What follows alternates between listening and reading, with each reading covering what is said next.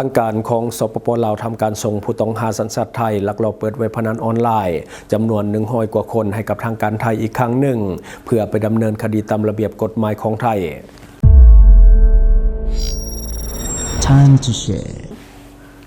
สวัสดีท่านผู้ชมกลับมาพบกับรายการทำทูแสสลับหัวข้อข่าวที่เราอยากจะนำเสนอในวันนี้ก็คือเกี่ยวข้องกับทางการของสปป.ลาวทำการส่งผู้ต้องหาสัญชาติไทย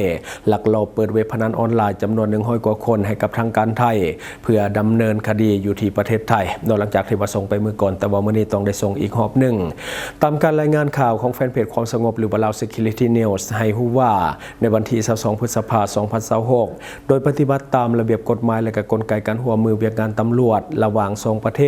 กรมตำรวจคุ้มครองคนต่างประเทศกรมใหญ่สันติบาลได้ประสานสมทบกับกรมพัวพันต่างประเทศห้องว่าการกระทรวงป้องกันความสงบและสถานทูตราชอาณาจักรไทยประจำสปป.ลาวมอบรับตัวผู้ถึงหาสัญชาติไทยที่ว่าลักลอบเปิดเว็บพนันออนไลน์จำนวน100กับ2คนในนั้นมีเพศหญิง42คนให้ทางการไทยได้กลับไปดำเนินคดีตามระเบียบกฎหมายอยู่ราชอาณาจักรไทยพิธีมอบรับได้จัดขึ้นอยู่ที่ด่านสากลความมิตรภาพลาวไทยแห่งที่1นครหลวงเวียงจันทน์หนองคายโอกาสนี้ทั้งสองฝ่ายก็ได้มีการเซ็นบนบันทึกมอบรับตัวผู้ต้องหาจำนวนดังกล่าวตั้งหน้าเส้นฝ่ายสปป.ลาวเมนฐานพันเอกพรทิพย์พรหมภักดีหัวหน้ากรมตำรวจคุ้มครองคนต่างประเทศและเซ็นหับฝ่ายไทยโดยท่านพันเอกปริญญาเอกกฤษฎากรกินเกษรห้องผู้บังคับการกดคนเข้าออกเมือง4ประเทศไทยซึ่งมีคณะรับผิดชอบทั้งสองฝ่ายเข้าร่วมเป็นสักขีพยานผู้ถูกหาจำนวนดังกล่าวนี้ถูกเจ้าหน้าที่กักตัวได้ในวันที่13พฤษภาคม2026ในระหว่างที่เจ้าหน้าที่ตำรวจปฏิบัติการกดคนเคหสถานอยู่3จุดคือเฮือนผักคุณมีไสเฮือนผักหุงเหืองอยู่เขตบ้านน้องพื้โรงแรมหุงทิพย์บ้านชัยภูมิทั้ง3สถานที่มันอยู่ในนครไกรสอนพรหมวิหารของแขวงสวรรณเขตสามารถกักตัวผู้ถูกหาสัญชาติไทยได้จำนวน100กับ2คนเป็นเพศหญิง42คนที่ลักลอบเปิดเว็บพนันออนไลน์พร้อมกับของกลางเป็นคอมพิวเตอร์ตั้งโต๊ะแม่100กับ22หน่วยและกับคอมพิวเตอร์โน้ตบุ๊ก9หน่วยและโทรศัพท์มือถือ720หน่วยที่ใส่เข้าในการเคลื่อนไหวกระทำความผิดในครั้งนี้มาในวันที่15พฤษภาคม2026เจ้าหน้าที่กองบัญชาการปกส.แขวงสวรรณเขตจึงได้นำตัวผู้ถูกหามอบให้กับกรมตำรวจคุ้มครองคนต่างประเทศกรมใหญ่สันติบาลกระทรวงป้องกันความสงบเพื่อดำเนินคดีตามขั้นตอนของกฎหมายต่อไปคือดังที่พวกเราฮู้แล้วว่าในยุคที่เต็มไปด้วยเทคโนโลยีและก็ดิจิตอลและก็อินเทอร์เน็ตได้กลายเป็นส่วนหนึ่งที่ขาดบ่ได้ในชีวิตประจำวันและก็ภัยข่มขู่ที่มาจากแก๊งสแกมเมอร์หรือว่าอาชญากรรมทางโทรคมและการสื่อสารได้ขยายตัวอย่างว่องไวและกลายเป็นหนึ่งในภัยคุกคามที่ร้ายแรงที่สุดต่อกับความมั่นคงเศรษฐกิจและก็สังคมซึ่งพวกเขาได้ใช้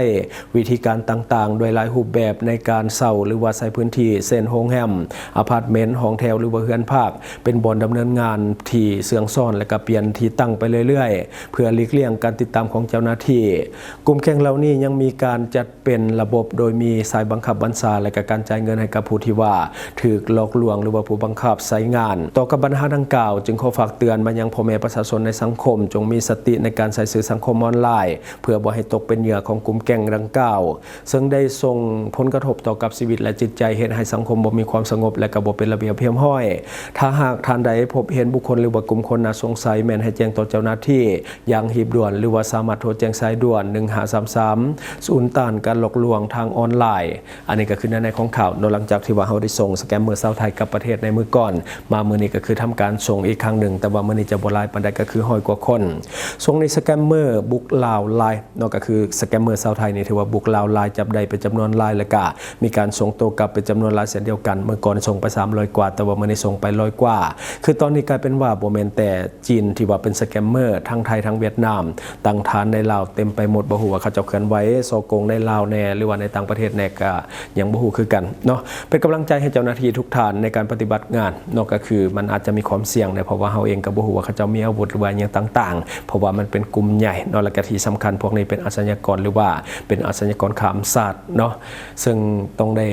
ใส่ความระมัดระวังในการปฏิบัติหน้าที่จะได้กระทำเป็นกำลังใจให้ทุกท่านในการปฏิบัติหน้าที่ในการเข้าเฮ็ดเวียกเฮ็ดงานต้องระมัดระวังให้ถึงที่สุดเนาะประเด็นมาต่ออีกหนึ่งข่าวก็คือทางการของกัมพูชาคิดไอเดียบันเจิดก็คือนำเอานักโทษที่ว่าเป็นกลุ่มแก๊งวัยรุ่นที่เป็นแก๊งกวนเมืองหรือว่าแก๊งอัตภานไปดัดสร้างต่ออยู่ที่แถบชายแดนที่เป็นข้อพิพาทระหว่างประเทศกัมพูชากับประเทศไทยเพื่อที่จะช่วยเวียกทหารกัมพูชาที่อยู่แนวหน้า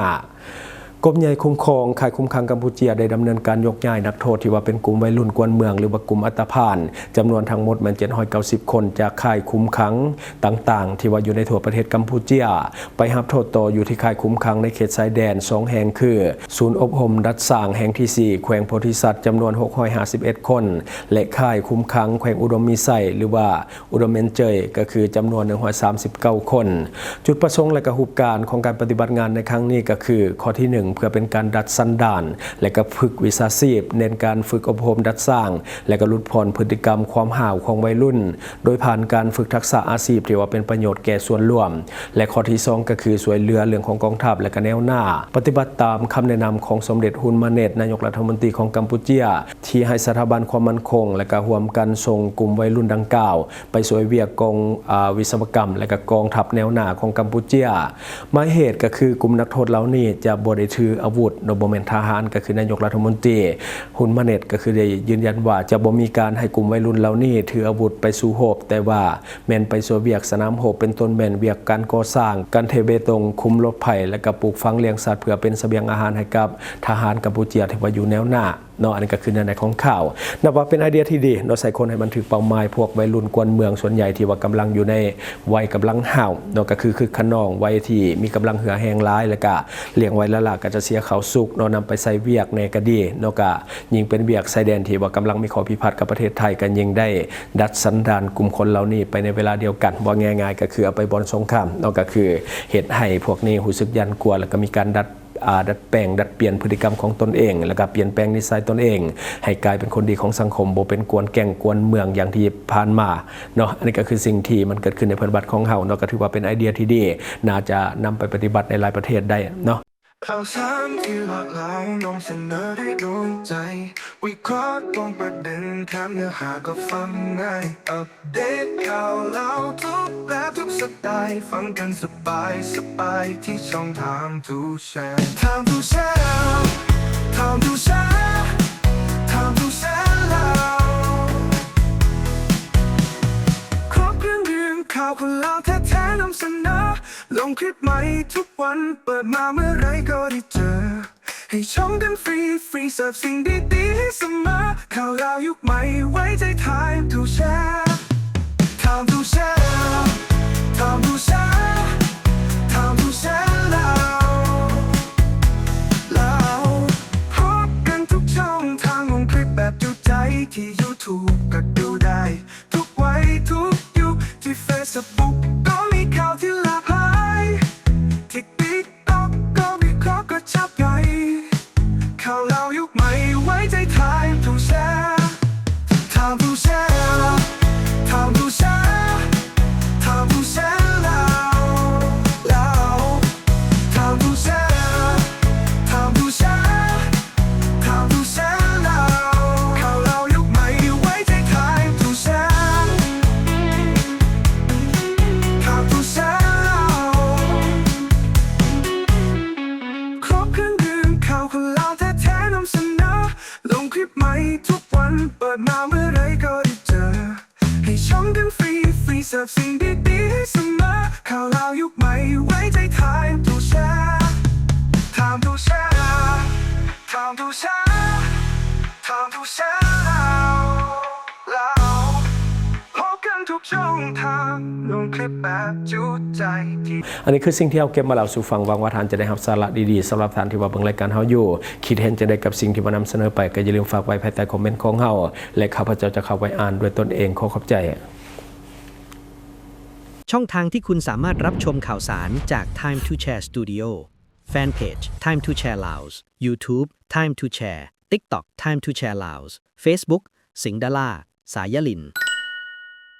อยู่เมืองลาวใช้แต่เงินกีบลาวและส่งเสริมผลิตภัณฑ์ภายในเพื่อลดพรการนำเข้าสินค้าและแก้ปัญหาเงินตา Subscribe for more video